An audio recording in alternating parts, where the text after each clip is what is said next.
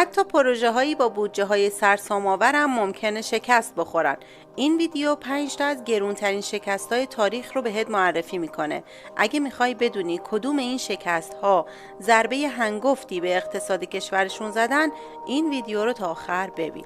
شماره 5، پل راسکی. گاهی نمیتونیم کوتاه‌ترین مسافت‌ها رو بین دو مکان طی کنیم، اما اگه سرمایه‌گذاری ارزشمندی وجود داشته باشه، با ساختن پل یا تونل میشه، که البته بسیار پرهزینه است و برنامه‌ریزای اقتصادی باید این هزینه ها رو توجیه کنند و اثبات کنند که برای چه مصارفی این هزینه انجام میشه و این چیزیه که دقیقاً در مورد طولانی ترین پل کابلی جهان وجود داشت.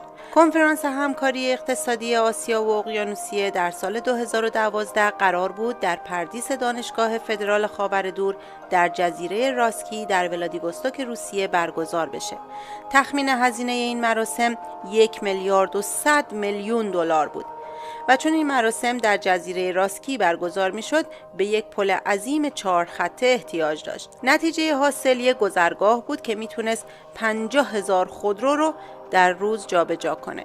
این یک موفقیت بزرگ برای این کنفرانس بود، اما ارزش واقعی اون با توجه به واقعیت زیر سوال رفت. چرا؟ چون جزیره راسکی فقط 500,000 نفر جمعیت داشت و علاوه بر اون جاده‌ای که از داخل کشور به این جزیره میرفت عملاً به یه بنبست میرسید و این اصلاً توجیه اقتصادی نداشت و این شد که پل راسکی جزو کم استفاده ترین پل‌های ساخته شده در جهان شد، با اینکه یک نمونه عالی از یک پروژه غرورآفرینه و طولانی ترین پل کابلی جهان.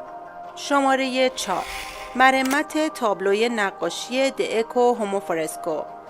کلیساهای اسپانیا به دلیل زیبایی و نقاشی‌های چشمگیرشون شهرت دارن. مثل همه هنرها، رنگ‌ها هم ممکنه در طول زمان کم رنگ بشن یا تغییر کنن.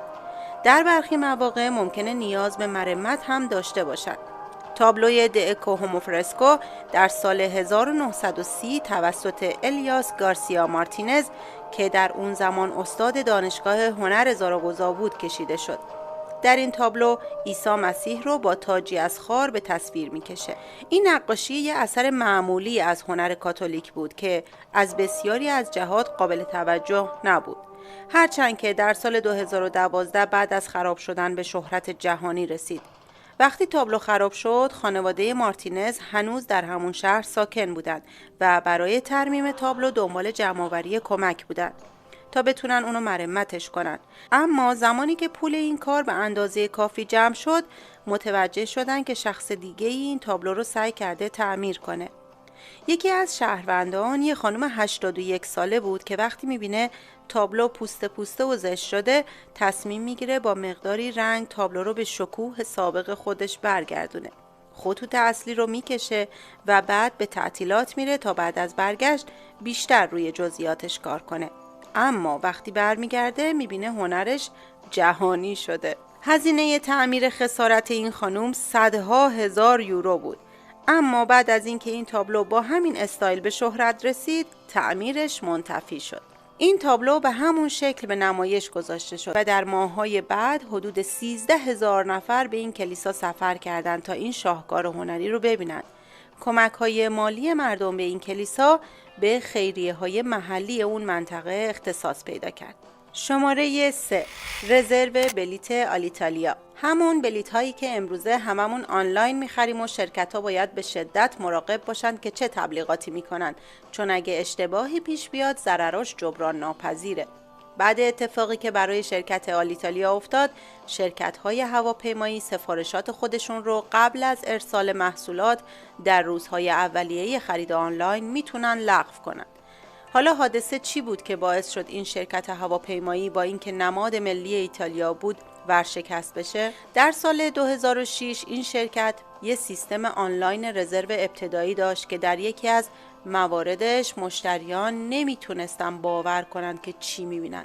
وارد سیستم که شدن دیدن پروازهای برگشت از تورنتو به قبرس به قیمت 33 دلار فروخته میشن. خطا این بود که 2 تا صفر از رقم اصلی جا افتاده بود، یعنی 3300 دلار. خلاصه شرکت موضوع رو زمانی فهمید که 9 نفر اون رو رزرو کرده بودن و دیگه راه برگشتی نبود. شرکت مجبور شد که پرواز رو به همین شکل انجام بده، چون در غیر این صورت جریمه میشد و باید 1,600,000 یورو غرامت پرداخت میکرد.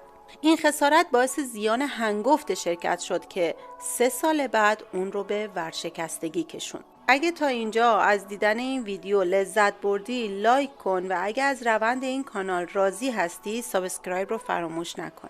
بریم برای معرفی بقیه خسارت‌های تاریخ که حتی به اعتبار کشورشون هم لطمه زدن. شماره 2 The Mars Climate Orbiter، مدارگرد آب و هوای مریخ.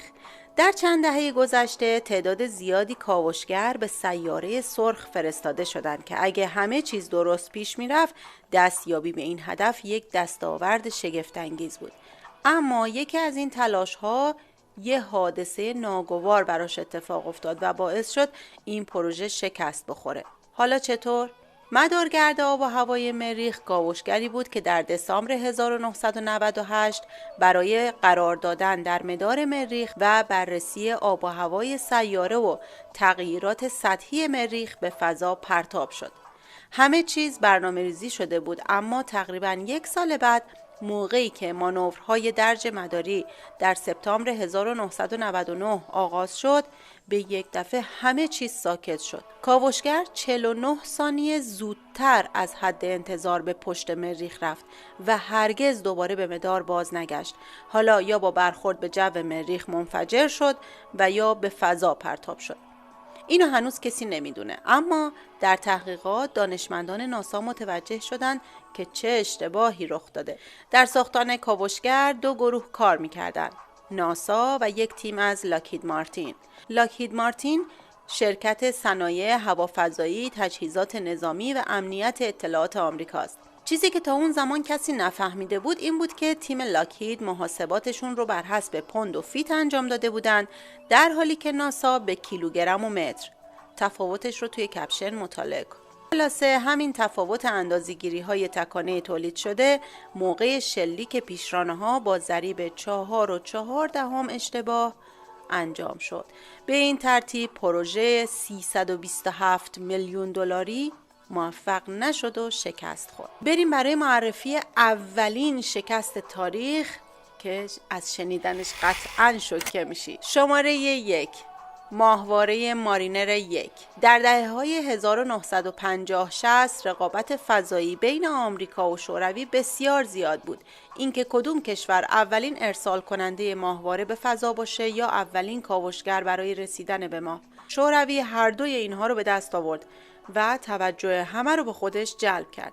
ناسا تصمیم گرفت که یک کاوشگر به مدار زهره بفرسته که فاصله بسیار بیشتری از زمین داره. این پرتاب فقط در زمان خاصی میشه که انجام میشد و ناسا این تاریخ رو برای سال 1962 تعیین کرده بود.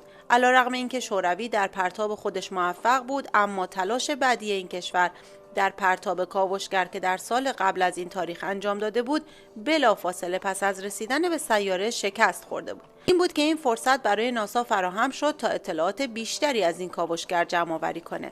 طرح آمریکایی توسط آزمایشگاه نیروی محرکه جت طراحی و ساخته شد و نیازهای اصلی اون این بود که بتونه داده ها رو در فواصل مسافتی منتقل کنه، فاصله بیش از 26 میلیون مایل. برای اینکه بتونه بیش از 2 برابر میزان تشعشعات خورشیدی رو تجربه کنه، این پرتاب برنامه‌ریزی شد که در روز 21 ژوئیه 1962 انجام بشه. اما تنها 295 ثانیه پس از پرتاب متوجه میشن که موشک از مسیر خودش رانش داره. بنابراین افسر ایمنی پروژه برای اینکه در مسیر آسیب احتمالی به چیزی در محدوده پایین‌تر اتفاق نیفته دستور منفجر کردنش داد. زمانی این بدتر شد که متوجه اشتباه شدن. دلیل رانش موشک یک اشتباه کدگذاری بود. تنها یک خط فاصله از قلم جا افتاده بود که در ترکیب با اشتباه سخت افزاری به شکست پروژه انجامید. این حادثه شکست ناسا رو چه به لحاظ مالی و چه اعتباری به همراه داشت. شاید بگید پل راسکی روسیه با بیشتر از 1 میلیارد دلار خسارت باید در رتبه اول قرار می گرفت، اما بر مبنای ارزش این پروژه ها در منظر بین المللی ماهواره مارینر مقام اولو داره. توی ویدیوی بعدی 5 تا از گرونترین برندهای ورزشی جهان رو بهت معرفی میکنم. تماشای ویدیوی بعدی رو از دست نده.